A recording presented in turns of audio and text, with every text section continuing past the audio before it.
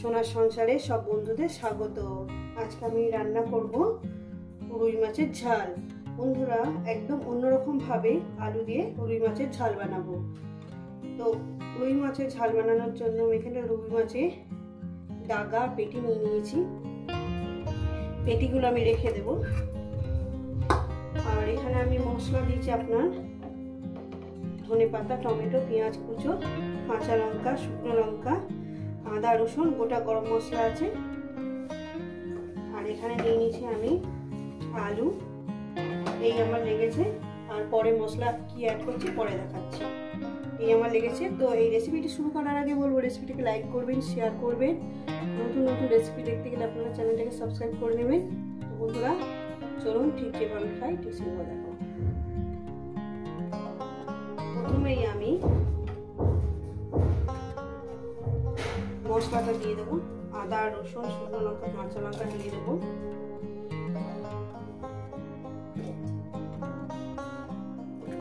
এর মধ্যে দিয়ে দেবো আমি হলুদের গুঁড়োটা দিয়ে দিলাম।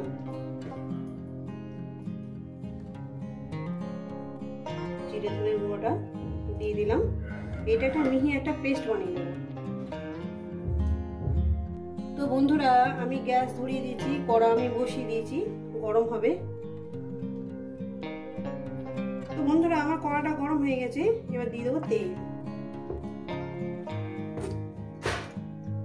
পরিমাণ মতন তেলটা আমি দিয়ে দিয়েছি। বন্ধুরা, তেলটা আমার গরম হবে।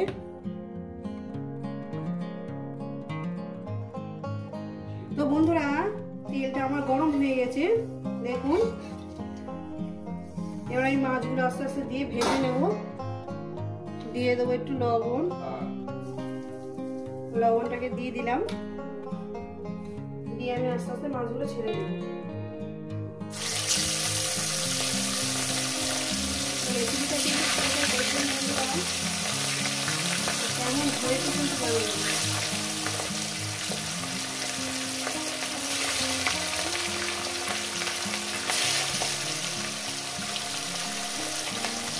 তো বন্ধুরা, মাছগুলো আমি এক এক করে উঠিয়ে দেবো। মাছগুলো এক সাইড করে হয়ে গেছে আমার।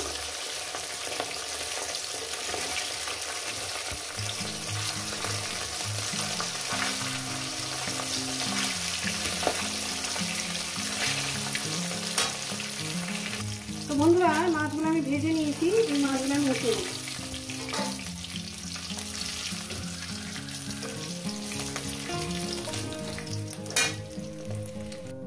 বাদ বাকি মাছগুলো আমি দিয়ে দেব।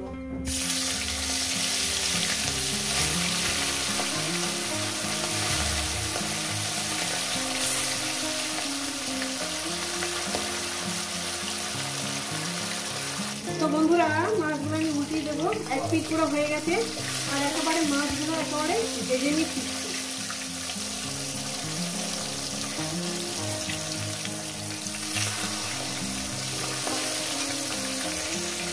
বন্ধুরা, মাছটা আমার ভাজা হয়ে গেছে। এখন দিয়ে দেবো অল্প করে কালো জিরে। কালো জিরেটাকে একটু কয়েক সেকেন্ড ভাজা হয়ে গেছে আমার। এরপর দিয়ে দেবো পেঁয়াজগুলো।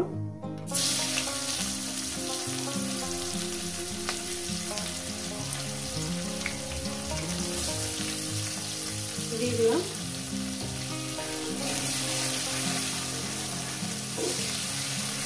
এই পেঁয়াজগুলোর সঙ্গে আমি আলুগুলো দিয়ে দিলাম, যেটা একসঙ্গে ভাজাটা হবে।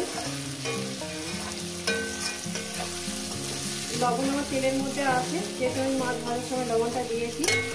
এখন একটু দিয়ে দেবো সামান্য পরিমাণে একটু হলুদ, একটু কালারের জন্য দিচ্ছি সামান্য পরিমাণে। দিয়ে এটাকে আমি সুন্দর করে মিনিমাম 5 মিনিট আমি ভেজে নেব।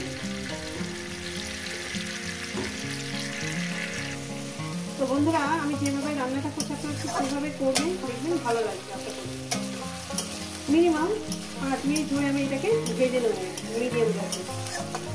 গ্যাস একদম মাঝারি করে দেবেন, দিয়ে রান্নাটা করবেন। হাইতে দেবেন না, লোতে দেবেন না। তো বন্ধুরা, দেখছেন আমি 5 মিনিট ধরে ভেজে নিয়েছি।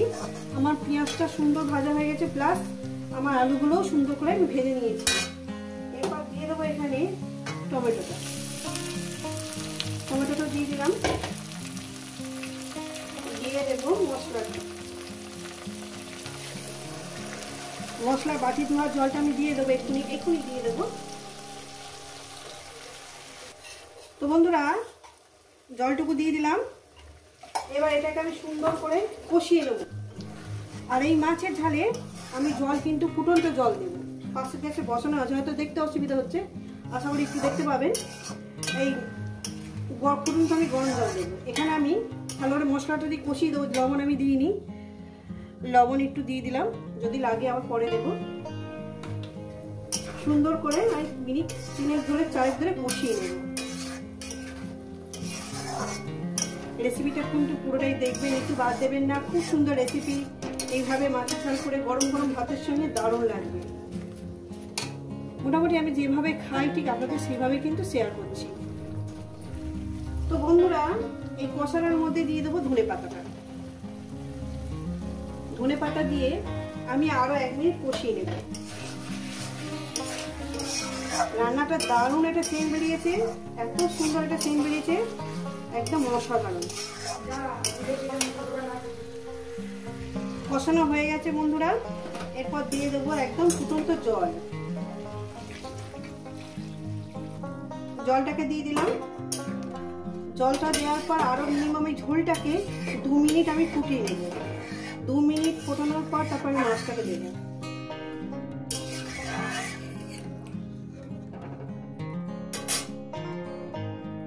বন্ধুরা এবার মাছগুলো আমি ছেড়ে দেব।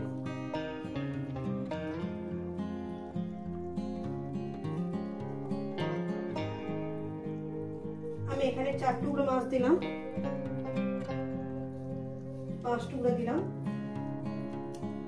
ভালো করে ঝোলটাকে আমি ফুটিয়ে নেব, মিনিমাম আরো 3-4 মিনিট। তো বন্ধুরা আমার এই মাছের তরকারিটা রেডি হয়ে গেছে, এটা আমি নামিয়ে দেখাচ্ছি। আলু আমার খুব সুন্দরভাবে সিদ্ধ হয়ে গেছে, আমি একটু বেশি একটু ঝোল ঝোল রেখেছি, এটা আমি নামিয়ে দেখাচ্ছি। তো বন্ধুরা এই রেসিপি যদি আপনাদের ভালো লেগে থাকে অবশ্যই কমেন্ট করে জানাবেন, রেসিপিটাকে লাইক করবেন, শেয়ার করবেন। আর নতুন নতুন রেসিপি দেখতে গেলে আপনারা চ্যানেলটাকে সাবস্ক্রাইব করে নেবেন। আবার নতুন কোনো রেসিপির সঙ্গে দেখা হচ্ছে। সবাই সুস্থ থাকবেন, ভালো থাকবেন, আর আমার নিত্য নতুন ভিডিও দেখবেন।